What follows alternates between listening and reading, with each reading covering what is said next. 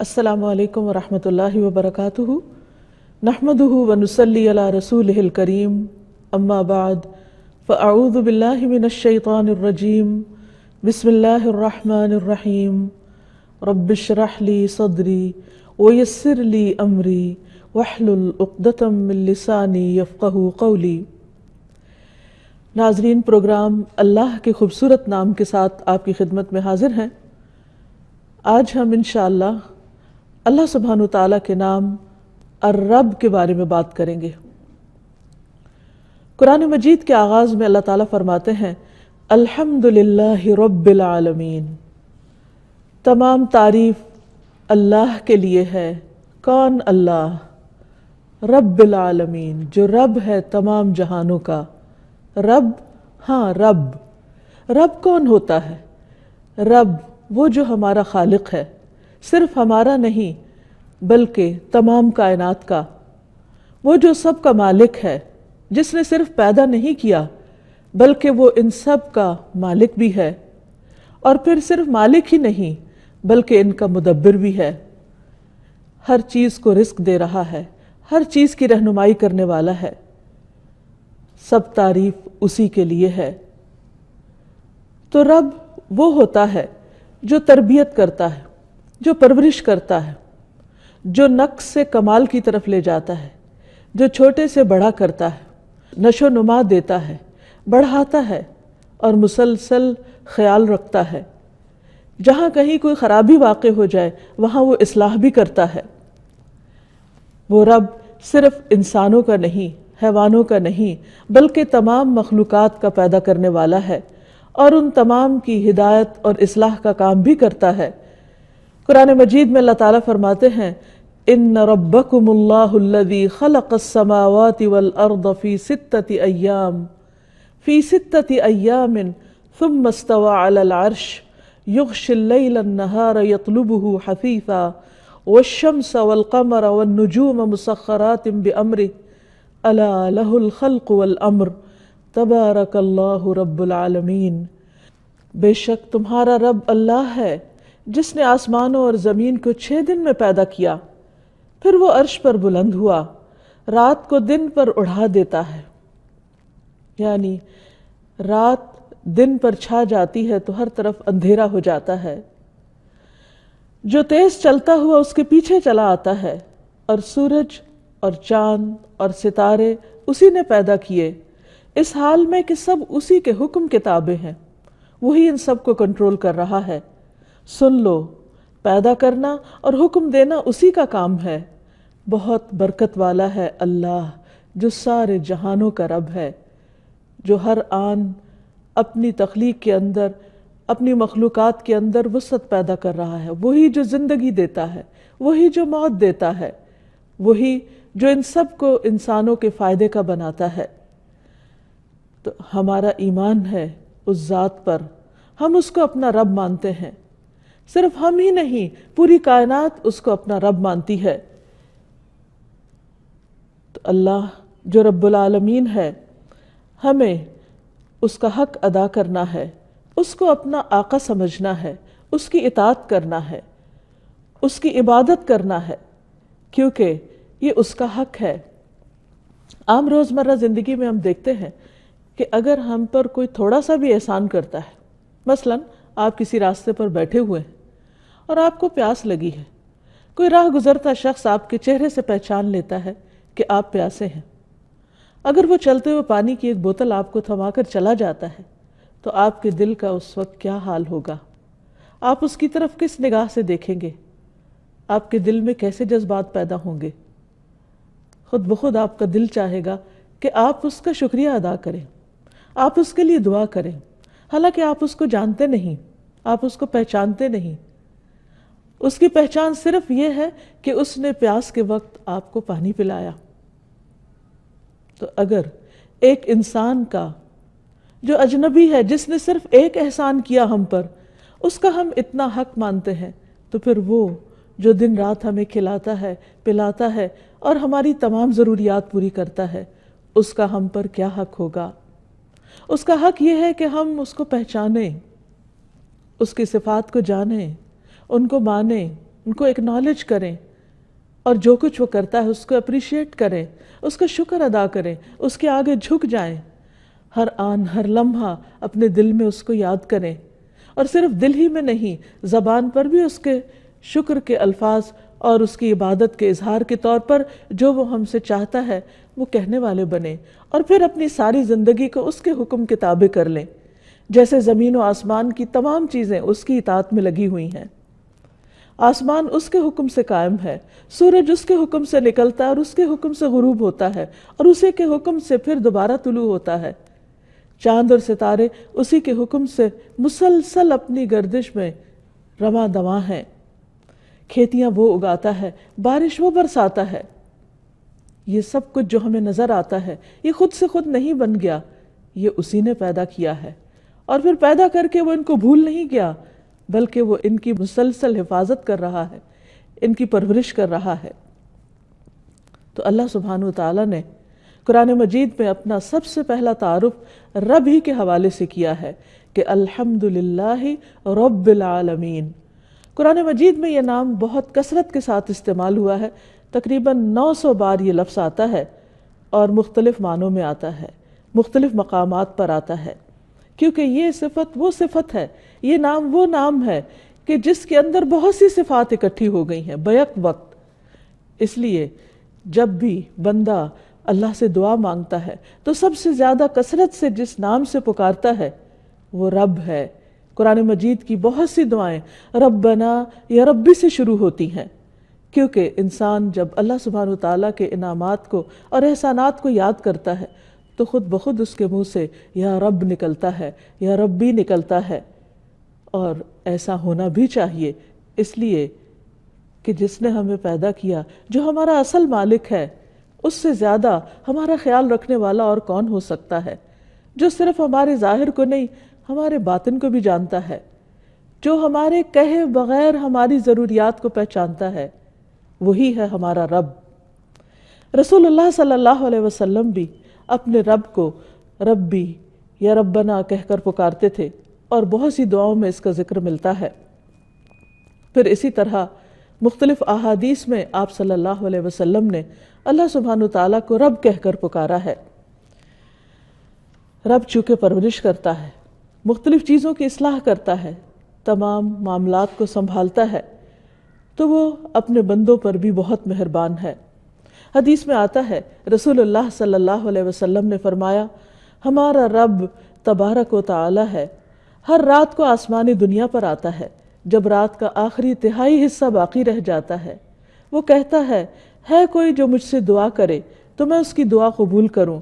ہے کوئی جو مجھ سے مانگے تو میں اسے بخش دوں یعنی عطا کروں، اور ہے کوئی جو مجھ سے بخشش مانگے، اپنے گناہوں کی معافی مانگے تو میں اس کے گناہ معاف کر دوں۔ یہ ہے وہ رب جو ہماری ہر ضرورت، نہ صرف یہ کہ مادی ضروریات بلکہ ہماری روحانی ضروریات، ہماری جذباتی ضروریات بھی پوری کرنے والا ہے۔ اس وقت جب سب سو رہے ہوتے ہیں، اس وقت جب سب غافل ہوتے ہیں، وہ رب جاگ رہا ہوتا ہے، اور وہ اپنے بندوں کی دعائیں، آہیں، مناجات اور پکار کو سنتا ہے، اور پھر وعدہ کرتا ہے کہ میں تمہیں عطا کروں گا۔ پھر اسی طرح وہ بندوں کے اعمال کی نگرانی بھی کرتا ہے۔ رسول اللہ صلی اللہ علیہ وسلم نے فرمایا، ہمارے رب کو 2 قسم کے آدمی بہت اچھے لگتے ہیں، ایک وہ جو اپنے بستر اور لحاف، اپنے گھر والوں، اپنے محلے والوں کو چھوڑ کر نماز کے لیے نکلتا ہے، تو اللہ تعالیٰ فرماتے ہیں، اے میرے فرشتوں، میرے اس بندے کو دیکھو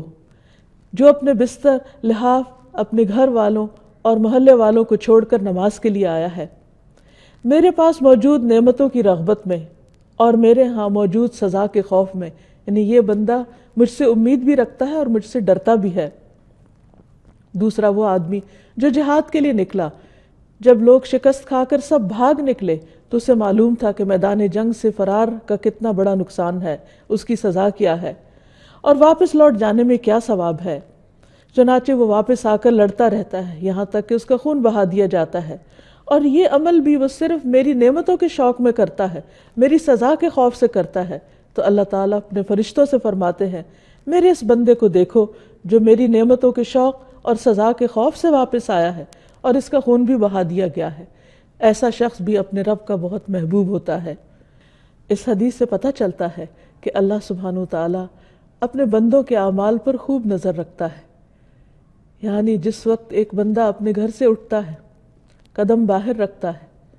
مسجد کی طرف چلتا ہے، تو وہ اپنے رب کی نگاہ میں ہوتا ہے۔ یہی ہے رب کا رب ہونا، کہ وہ مسلسل اپنی نگاہوں میں رکھتا ہے اپنے بندے کو۔ پھر یہ کہ رب صرف بندوں کے اعمال کی نگرانی ہی نہیں کرتا، صرف وہ دیکھتا ہی نہیں کہ میرا کون بندہ کیا کر رہا ہے،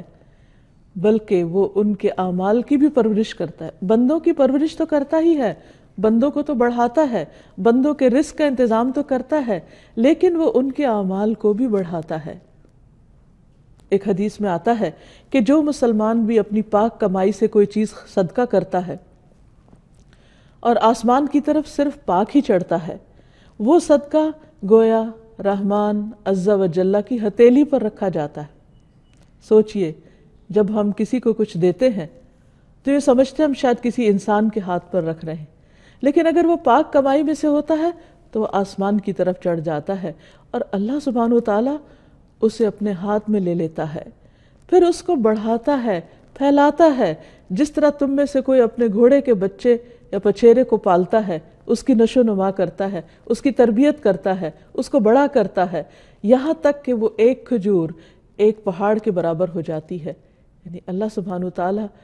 نہ صرف یہ کہ اپنے بندوں سے پیار کرتا ہے، بلکہ بندوں کے اعمال کی بھی نہ صرف یہ کہ خبر رکھتا ہے، بلکہ ان کی بھی افزائش کرتا ہے، ان کو بھی بڑھاتا رہتا ہے۔ پھر اسی طرح جو شخص اپنے معاملات اپنے رب کے سپرد کر دیتا ہے، یہ سوچ کر، یہ جان کر کہ میرا رب مجھے ضائع نہیں کرے گا، میرے معاملات کی خوب نگرانی کرے گا، میری مشکلات کو آسان کرے گا، تو رب اس کی امید کو توڑتا نہیں۔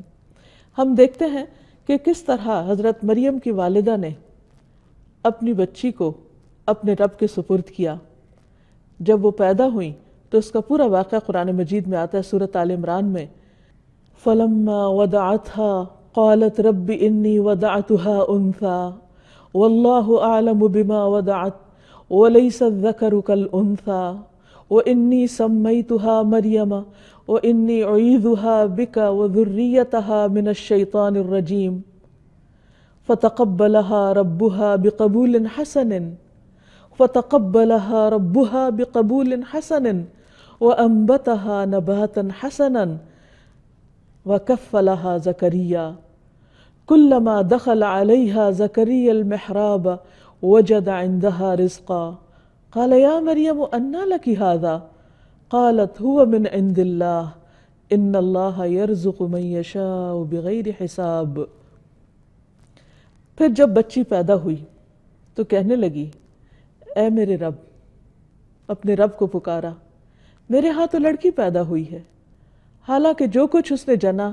اسے اللہ خوب جانتا تھا، اور لڑکا لڑکی کی طرح نہیں ہوتا۔ اب میں نے اس کا نام مریم رکھ دیا، اور اس کو اور اس کی اولاد کو شیطان مردود سے بچا کر تیری پناہ میں دیتی ہوں۔ بس اس کے رب نے اسے اچھی قبولیت کے ساتھ قبول کر لیا۔ یعنی رب صرف اعمال ہی قبول نہیں کرتا، بندوں کی نیتیں بھی قبول کرتا ہے، ان کے ارادے اور ان کے شوق کی بھی قدردانی کرتا ہے، اور اس کو بھی آگے بڑھاتا ہے،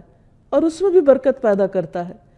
تو رب نے اس بچی کو قبول کر لیا اور اچھی نشو نما کے ساتھ اس کی پرورش کی، یعنی اس کی پرورش کا خود بندوبست کیا، اور زکریا علیہ السلام کو اس کا کفیل بنا دیا۔ جب کبھی زکریا اس کے پاس عبادت خانے میں داخل ہوتے، حالانکہ کفالت زکریا علیہ السلام کر رہے تھے،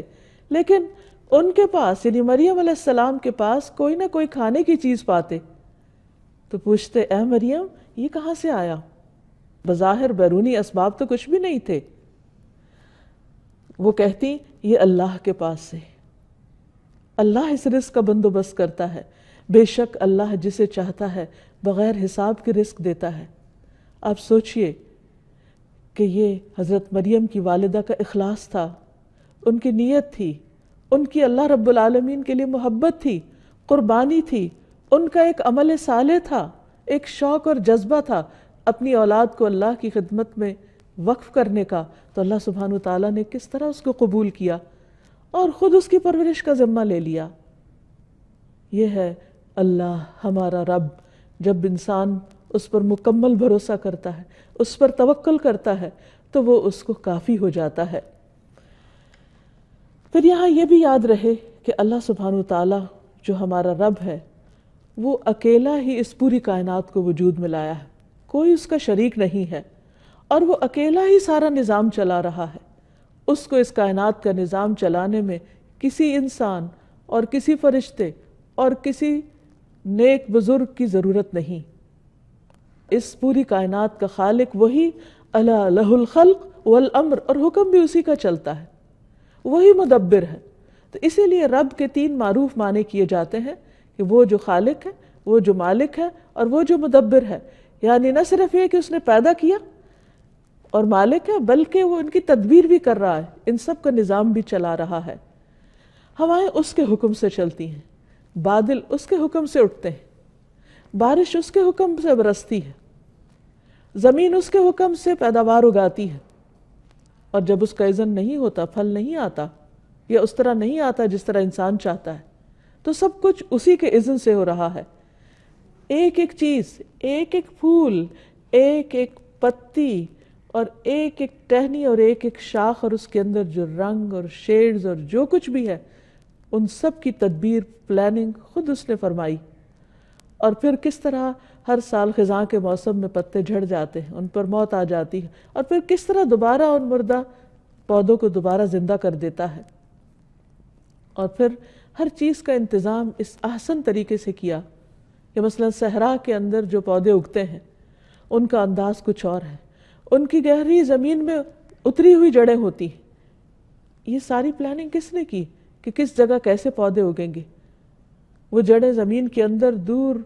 ڈیپ روٹیڈ اس لیے ہوتی ہیں تاکہ جب بارشیں نہ برسیں اور ہر طرف خشک سالی ہو تو زمین کے اندر کی تری سے وہ رزق حاصل کر سکیں۔ اسی طرح جہاں بارشیں زیادہ ہوتی ہیں وہاں اور طرح کی نباتات اور پیداوار ہوتی ہے۔ یہ سب کچھ صرف ایک اکیلا رب ہی کر رہا ہے، اور کوئی اس کے ساتھ نہ تخلیق میں شریک ہے اور نہ نظام چلانے میں شریک ہے، اور نہ ہی بندوں کی پرورش میں کوئی اور شریک ہے۔ پھر وہ رب کسی کا محتاج بھی نہیں، کیونکہ اگر وہ محتاج ہوتا کسی کی مدد کا، کسی کے تعاون کا، تو یہ کائنات کا نظام چل ہی نہیں سکتا تھا۔ اسی لیے ہم دیکھتے ہیں کہ توحید اسی وقت مکمل ہوتی ہے جب اللہ کے سوا کسی اور کو خالق اور مالک نہ مانا جائے۔ چونکہ اللہ سبحانہ وتعالیٰ کے ناموں کے ساتھ ہمیں پکارنے کا حکم ہے۔ اللہ تعالیٰ فرماتے ہیں وَلِلَّهِ الْأَسْمَاءُ الْحُسْنَى فَادْعُوهُ بِهَا، کہ اللہ کے لیے ہیں اچھے اچھے نام، ان ناموں کے ذریعے تم اس کو پکارو، یعنی اس سے دعائیں مانگو، کیونکہ دعا عبادت ہے، اور عبادت کے لیے ہمیں پیدا کیا گیا ہے، اور جب ہم اس کو پکارتے ہیں تو یہ پکارنا اس کو پسند آتا ہے، اور وہ ہم سے راضی ہوتا ہے، خوش ہوتا ہے، اور خصوصاً جب اس کے ناموں کے ساتھ اس کو پکارا جائے، اس کی صفات کے ساتھ اس کو پکارا جائے، تو یہ قبولیت کا ذریعہ بنتا ہے، کیونکہ ہر پکارنے والا یہ چاہتا ہے کہ اس کی پکار سن لی جائے، اس کی دعا سن لی جائے، اس کی دعا قبولیت کا درجہ پا جائے۔ تو ابو ہریرہ رضی اللہ عنہ کہتے ہیں کہ سب سے زیادہ مکمل دعا یہ ہے کہ آدمی یوں کہے اللہم انت ربی، اے اللہ تو میرا رب ہے، وَأَنَا عَبْدُكَ، اور میں تیرا بندہ ہوں، میں تیری عبادت کے لیے پیدا کیا گیا ہوں۔ ظلمت نفسی، میں نے اپنی جان پہ بہت ظلم کیے، میں نے تیری عبادت کا حق ادا نہیں کیا۔ وَاعْتَرَفْتُ بِذَنْبِي، اور میں اپنے گناہوں کا اعتراف بھی کرتا ہوں، میں ان کو مانتا ہوں کہ واقعی میں گناہ گار ہوں۔ یا ربی، اے میرے رب، فاغفر لی، تو مجھے معاف کر دے، فاغفر لی ذنبی، تو میرے گناہ کو معاف کر دے،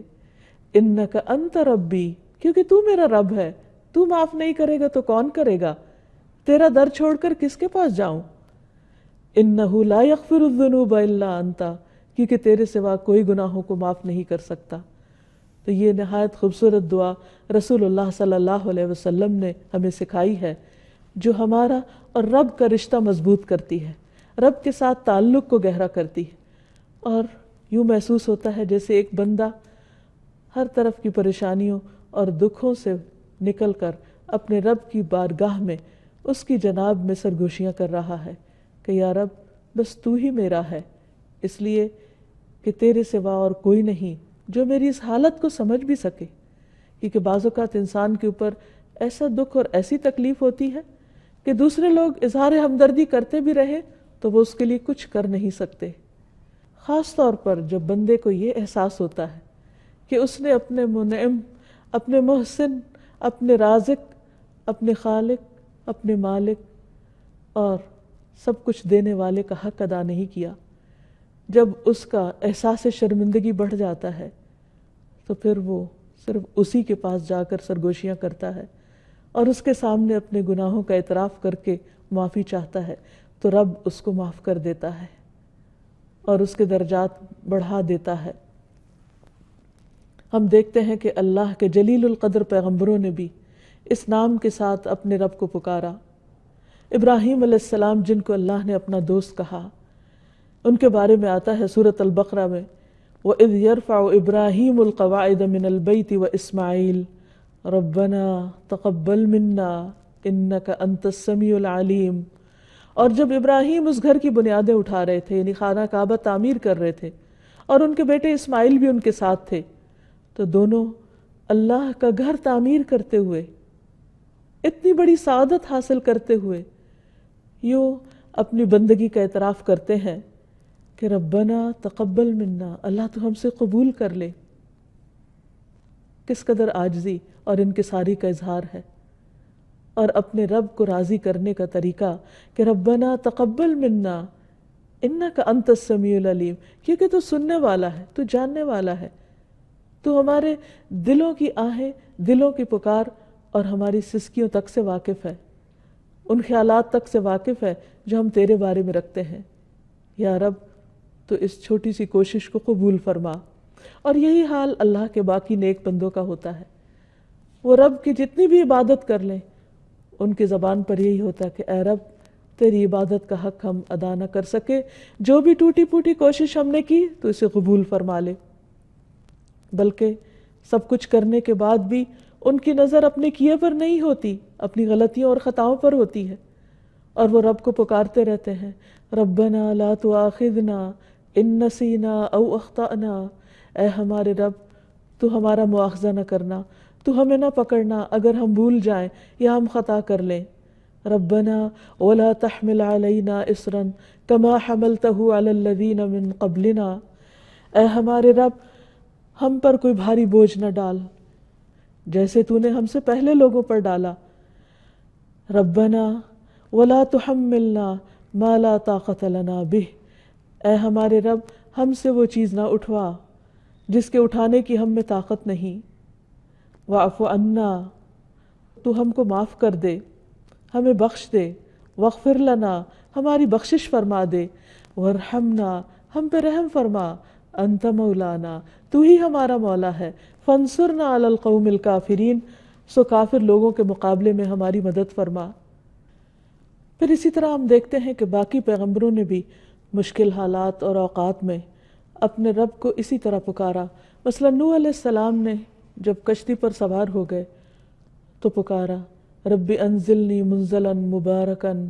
اے میرے رب مجھے مبارک جگہ اتارنا، وانت خیر المنزلین، اور تو بہترین اتارنے والا ہے۔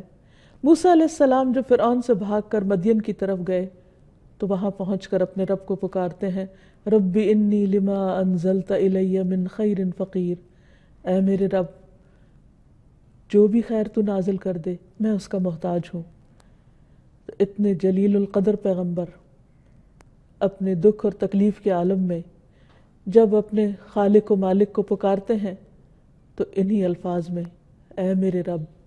اے جس نے مجھے پیدا کیا، جس نے مجھے رزق دیا، جس نے مجھے سکھایا، جس نے مجھے تعلیم دی، جس نے میری رہنمائی کی، مجھے ہدایت دی، مجھے اپنی پہچان کرائی، وہی اس مشکل کے وقت میں میری مدد فرمائے۔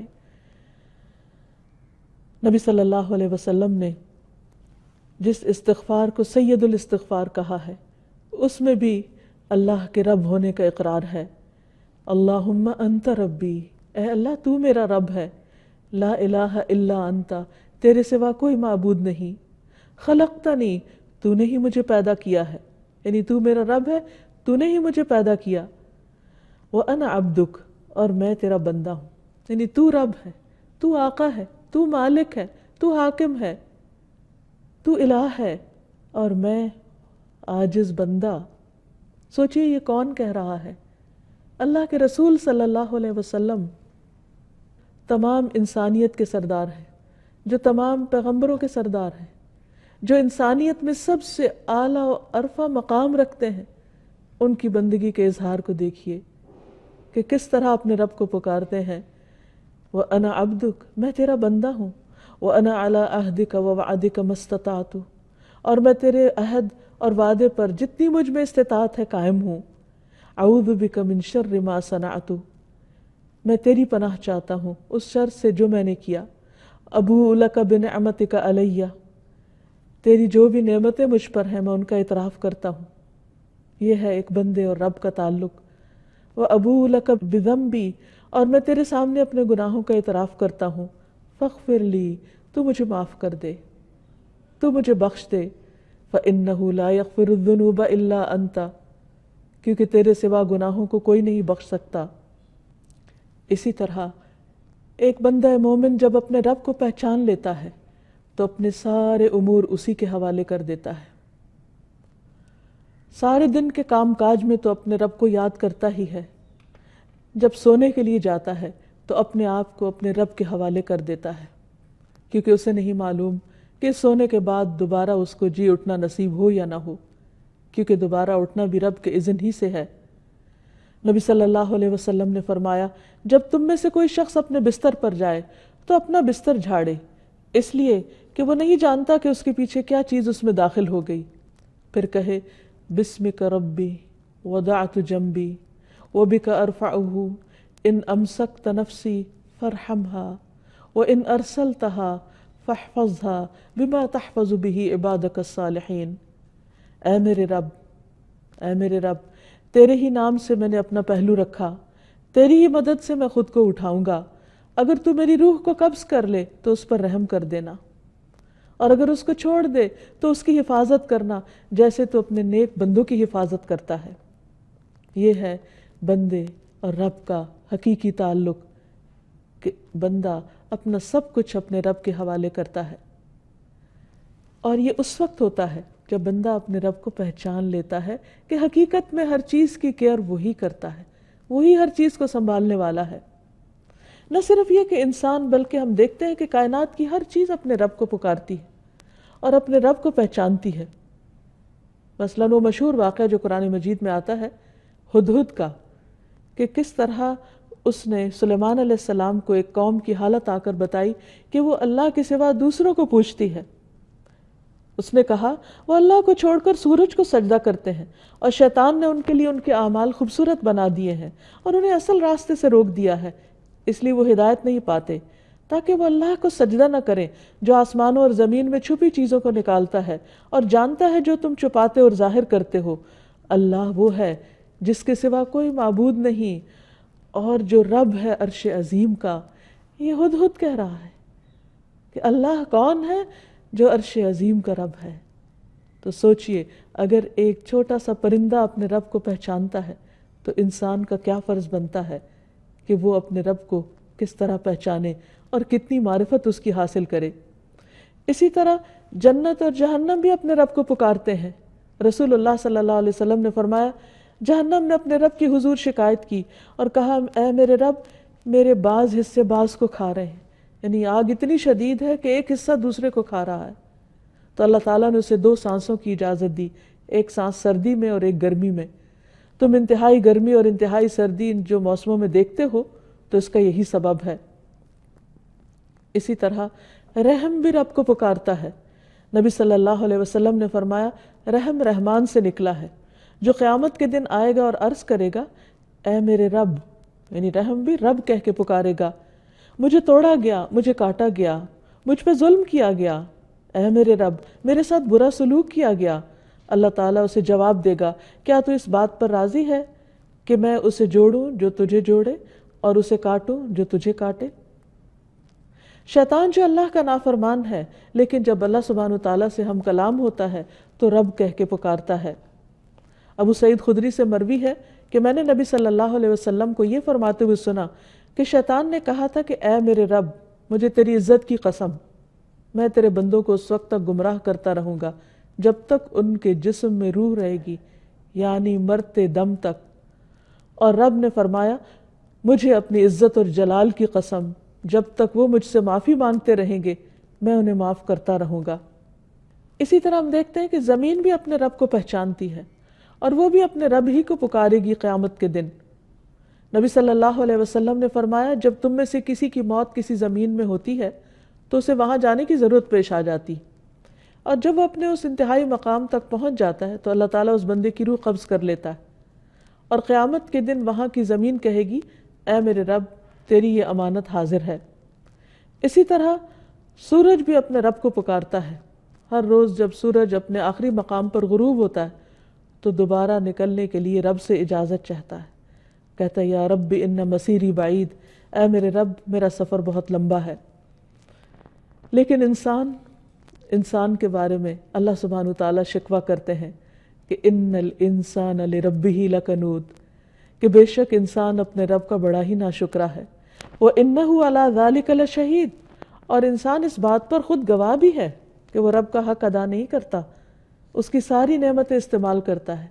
کھانا پینا، باقی تمام ضروریات، حتیٰ کہ نیند اور زندگی میں چلنا پھرنا، یہ سب کچھ رب کے دیے ہی سے ہو رہا ہے، لیکن ان میں سے کتنی چیزوں کو بندہ اپنے رب کی مرضی کے مطابق استعمال کرتا ہے۔ یہی تو دراصل ناشکرا پن ہے کہ نعمتیں کسی نے دی اور استعمال کسی اور کی خوشی میں ہو رہی ہیں، یا اپنے نفس کی یا شیطان کی، جب بندہ اپنے رب کی نافرمانی کرتا ہے۔ اور فرمایا، وَإِنَّهُ لِحُبِّ الْخَيْرِ لَشَدِيدٌ، وہ مال کی محبت میں بڑا سخت ہے، یعنی جتنی محبت اپنے رب سے کرنی چاہیے اس سے بڑھ کر وہ اپنے مال کے ساتھ محبت کرتا ہے، اس لیے کہ وہ اپنی زندگی کا بہترین حصہ، اپنے اوقات کا بہترین حصہ، اپنے دن کا بہترین حصہ مال کمانے میں زیادہ لگاتا ہے بنسبت رب کی عبادت کے۔ تب کرنے کا کام کیا ہے؟ ہمیں کیا کرنا چاہیے؟ ہمیں سب سے پہلے رب کا تعارف حاصل کرنا چاہیے، رب کو پہچاننا چاہیے۔ کیسے؟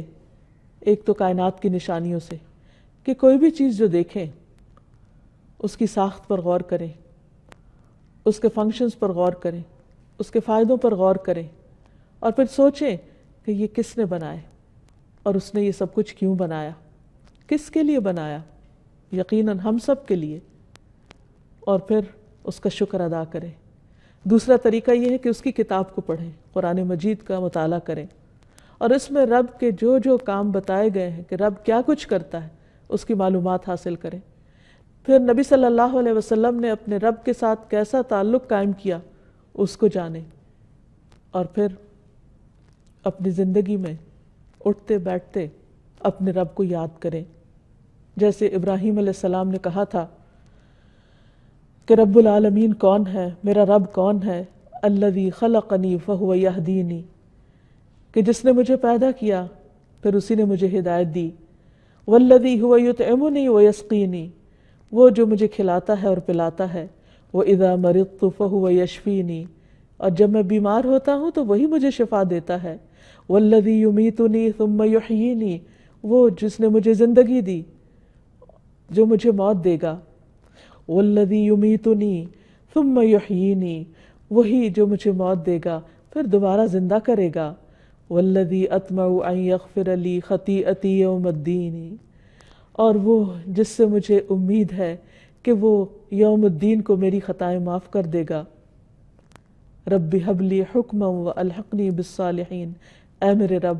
مجھے حکمت عطا کر، حکم عطا کر اور مجھے صالحین کے ساتھ ملا۔ تو ابراہیم علیہ السلام کس طرح اپنے رب کے ساتھ تعلق رکھتے ہیں کہ اپنی تمام باتیں اپنے رب کے ساتھ شیئر کر رہے ہیں، اپنی امیدیں اور اپنے دل کے حالات اپنے رب کے سامنے رکھ رہے ہیں۔ تو ہمارے لیے بھی یہی ہے کہ ہم اپنی چھوٹی سے چھوٹی ضرورت اور بڑی سے بڑی ضرورت میں ہر حال میں اپنے رب کی طرف رجوع کرنے والے بنیں، اور پھر جب قرآن مجید کا مطالعہ کریں تو ربانی بن جائیں، رب والے بن جائیں، کیونکہ کتاب کے پڑھنے اور پڑھانے کا یہی تقاضا ہے۔ اور پھر رب کی پہچان دراصل ایمان کی علامت ہے۔ جو شخص دنیا میں اپنے رب کو پہچانے گا قبر میں بھی جواب دینے کے قابل ہوگا، کیونکہ جب فرشتے آئیں گے قبر میں مردے کو دفنانے کے بعد اور اس کو اٹھا کر بٹھائیں گے تو اس سے جو پہلا سوال کریں گے وہ کیا ہوگا؟ من ربو کا، تیرا رب کون ہے؟ تو جس نے دنیا میں اپنی زندگی میں اپنے ہوش و حواس میں اپنے رب کے ساتھ تعلق قائم کیا وہ وہاں بھی جواب دے پائے گا کہ ربی اللہ، میرا رب اللہ ہے۔ اس لیے یہ کوئی معمولی چیز نہیں کہ ہم رب کے ساتھ تعلق قائم کریں، یہ ہماری ضرورت ہے، اس میں ہمارا اپنا فائدہ ہے، اور پھر اپنی ساری زندگی کو اپنے رب کے سپرد کر دیں جیسے ابراہیم علیہ السلام نے کیا۔ اپنے مشکلات میں اپنے رب پر توکل کریں، اپنے رب کے رب ہونے پر راضی ہو جائیں تو رب ہمیں راضی کر دے گا۔ صبح و شام رضیت باللہ ربا وبالاسلام دینا وبمحمد رسولا پڑھتے رہیں، کیونکہ جو یہ کہتا ہے، حدیث میں آتا ہے، اس نے ایمان کا مزہ چکھ لیا، اس نے ایمان کا لطف اٹھا لیا، اور جو اللہ کے رب ہونے پہ راضی ہو گیا اور محمد صلی اللہ علیہ وسلم کے رسول ہونے پہ راضی ہو گیا، اسلام کے دین ہونے پہ راضی ہو گیا، اس کے لیے جنت واجب ہو گئی۔ تو اللہ تعالیٰ سے دعا ہے کہ وہ ہمیں اپنی عبادت کی توفیق عطا فرمائے، ہمیں اپنی معرفت دے